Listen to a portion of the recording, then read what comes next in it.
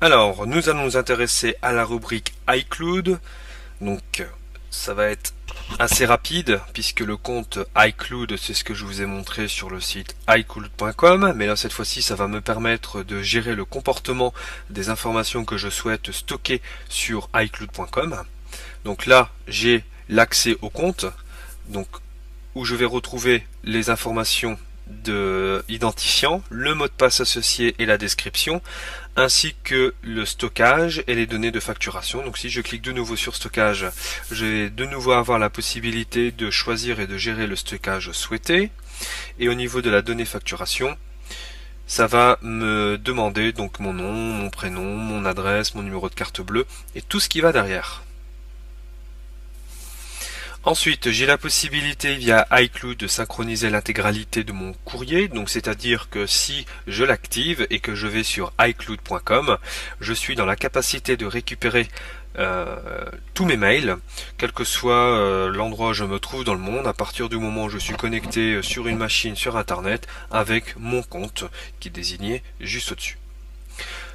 Avec iCloud, je peux donc synchroniser mes contacts, et ce qui est fort bien, c'est que non seulement ça va se synchroniser sur le compte iCloud.com, mais si vous avez des machines Apple, ça va se synchroniser sur l'intégralité de vos machines Apple, bien sûr en ayant mis le même compte iCloud sur toutes les machines et en activant Contact. Même chose pour le calendrier, donc si j'ajoute un événement dans mon calendrier, ça va se synchroniser sur l'intégralité de mes machines. Pareil pour l'application Rappel, qui est la nouvelle application de notification, on le verra un petit peu plus tard. La même chose pour les signés, donc ça c'est vraiment sympa si vous avez un iPhone par exemple et que vous surfez beaucoup sur l'iPad. Ce jour-là, l'iPad n'a plus de batterie ou ne fonctionne plus, ben vous avez quand même l'intégralité de vos signés sur votre iPhone puisqu'il s'active automatiquement.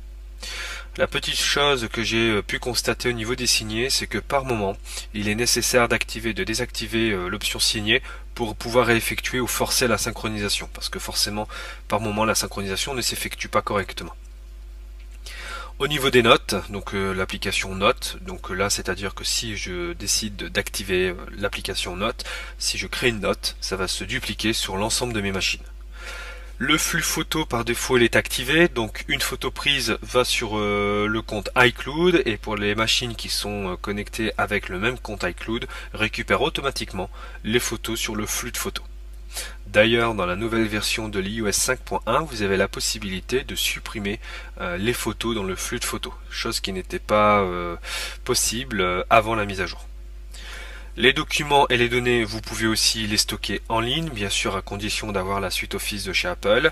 Vous avez la possibilité ou pas de géolocaliser votre iPad via iCloud, donc si vous ne le faites pas, vous n'avez pas la possibilité via iCloud.com de retrouver la position exacte de votre iPad, vous ne pouvez pas envoyer un message d'alerte, vous ne pouvez pas le verrouiller, et vous ne pouvez pas effacer les données à distance.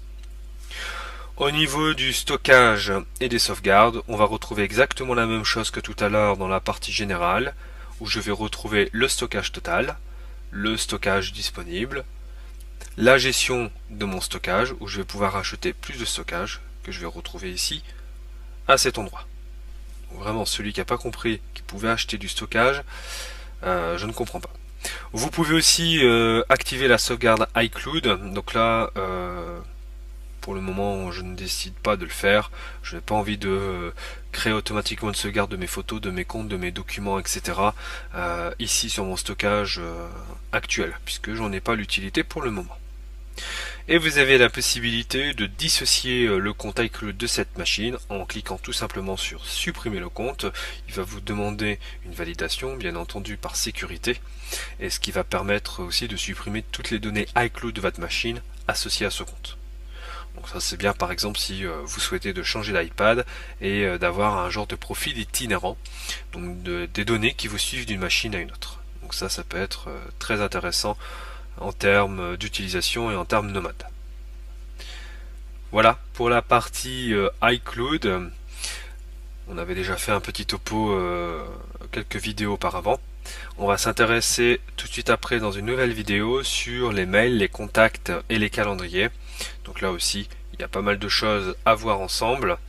On va faire à part l'utilisation du compte mail, du compte contact et du compte calendrier. Là, on va plutôt voir sur comment gérer le comportement de chacune de ces applications. Et on verra par la suite comment utiliser l'application au quotidien. A tout de suite.